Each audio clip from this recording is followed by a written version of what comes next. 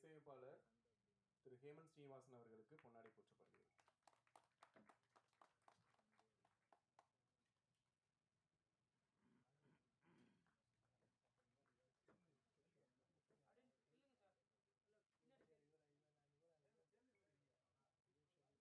Sir எல்லாம் குரு photo மட்டும் கொஞ்சம் பாருங்க சார். கொஞ்சம் பாருங்க, கேமரா மட்டும் பாருங்களேன். இசை தற்போது வெளியிடப்படுகிறது.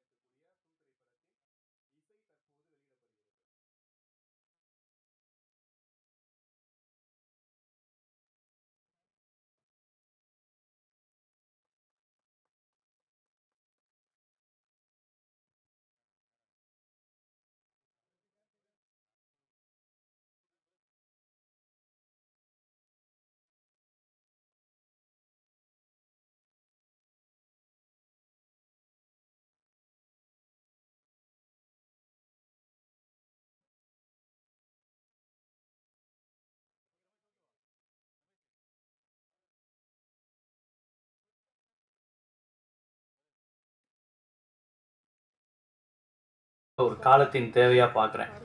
சாரை நான் நம்ம ஊடகத்தில் நான் பேச ஆரம்பிச்சதுலேருந்தே அவர்கிட்ட பல்வேறு விஷயங்கள் இருக்கும். இந்த சமூகத்தை பற்றிய ஒரு வித்தியாசமான பார்வையர் எல்லாரும் பார்க்குற பார்வையில் பார்க்க மாட்டார். சில விஷயங்களை அசால்ட்டாக அந்த மரபுகளை உடைப்பார். இந்த ட்ரெண்ட் செட்டர் அப்படின்னு சொல்கிற மாதிரி அந்த மரபுகளை உடைச்சு விடுவார். அவர் ட்ரெஸ் எல்லாம் பார்ப்பேன், சார் என்ன சார் இந்த மாதிரி பரவாயில்ல இப்படியே பேசட்டும். பொதுவாக ஜியோ பாலிட்டிக்ஸு வேர்ல்டு பாலிட்டிக்ஸ் பேசுனா கோட் போட்டு டை போட்டு நுனிநாக்கு ஆங்கிலம் பேசுகிறவன் தான் ஜியோ பாலிட்டிக்ஸ் பேசணுமா? ட்ரம்பை பற்றி பேசுறதுக்கு நம்ம அப்படி இருக்கணுமா? அதெல்லாம் தேவையில்லை. இயல்பாக நம்ம நேரத்தில் நம்ம ஆட்கள் உட்காந்து உலக அரசியல் இதை விட அதிகம் பேசக்கூடியவர்கள் நம்ம தமிழர்கள். அப்படி இருக்கும்போது ஏன் இதெல்லாம் ஒரு பிம்பமாக்குறோம்? நம்ம வேர்ல்டு பாலிட்டிக்ஸ் பேசணும்னா அதுக்கு ஒரு கலர் வேணும், அதுக்கு ஒரு தோற்றம் வேணும், அதுக்கு ஒரு பிறப்பு வேணும், இப்படிலாம் நினச்சிக்கிறது. அதனால் அதை உடைக்கணும் அப்படிங்கிற மாதிரி அவர் மீடியாவில் பாருங்கள், ரொம்ப அவர்கிட்ட ஒரு அலட்சியமான உடல் மொழி. அது அலட்சியம்னு சொல்கிறத விட என்ன பெரிய நீங்கள்லாம் ஆட்கள் இதுவரையும் பேசுகிற ஆட்கள் யார், இவ்வளோ காலம் மற்றவங்கள பேச விடாமல் வச்சுருந்தது யார் போன்ற அந்த ஒரு அரசியல் இருக்கும். அது ரொம்ப அசால்ட்டாக பண்ணுவார். அவர் பேசுகிற எல்லா அரசியல்லையுமே அதை சொல்லும்போது அது ஒரு பெரிய பூதாகரப்படுத்தி இதை நான் செஞ்சுருக்கேன்னு சொல்ல மாட்டார். ரொம்ப போகிற போக்கில் அதை சொல்லக்கூடிய ஒரு தன்மை உமாபதி சார்கிட்ட உண்டு. நம்ம ஊடகத்தில் அவர் அந்த பேச ஆரம்பித்து அந்த காலகட்டத்துக்கு பிறகே பார்த்தீங்கன்னா டிஜிட்டல் ஊடகத்தில் ஒரு வித்தியாசமான ட்ரெண்ட் செட் வந்திருக்கும். நம்ம ஜீவாட்டுடைய ஊடகத்தை கவனித்தவங்களுக்கு தெரியும். அதுக்கப்புறம் அவர் இப்போ பல ஊடகங்களில் போயிட்டார். கிட்டத்தட்ட வாரத்துக்கு ஒரு 10 ஊடகத்தில் கொடுக்குற நிலைக்கு சார் இருக்கிறாங்க. இருந்தாலுமே அவர்கிட்ட நான் கவனித்தது இன்றைக்கி எல்லா பிரச்சனையும் பேசுவாங்க, எந்த அரசியல் பிரச்சனையும் எல்லாரும் பேசுகிறாங்க. ஆனால் சார் அதை அணுகிற விதத்தில் ஹைப்பர் லோக்கல்ல இருந்து இன்டர்நேஷ்னல் வரையும் அதை இணைச்சி பேசுகிற அந்த தன்மை தான் சாருடைய ஸ்பெஷாலிட்டி. அதான் உமாபதி சாருடைய தனித்துவம்.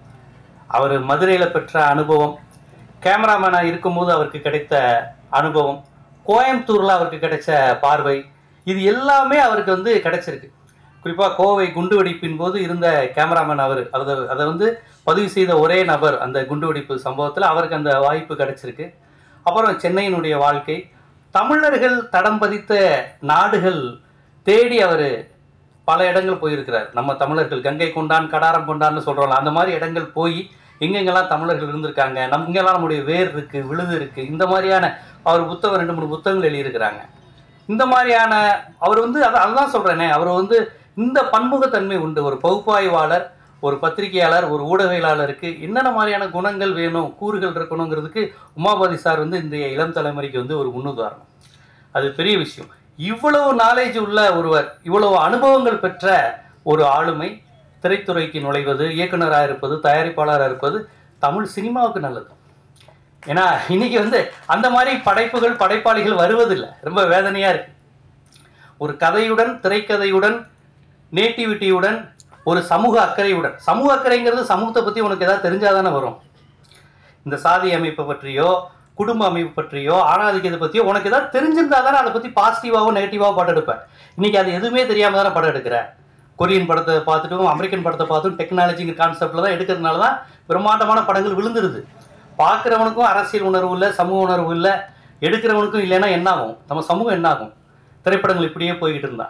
இந்த நிலையில் உமாபதி சார் மாதிரி நம்ம மண் சார்ந்து எடுக்கக்கூடியவர், உலக அரசியல் பார்வையுடையவர், சமூகத்தின் மீது அக்கறை கொண்ட இவரை போன்ற ஆளுமைகள் திரைப்படம் எடுப்பதை நான் உண்மையில் வரவேற்க தகுந்த விஷயமா பார்க்குறேன்.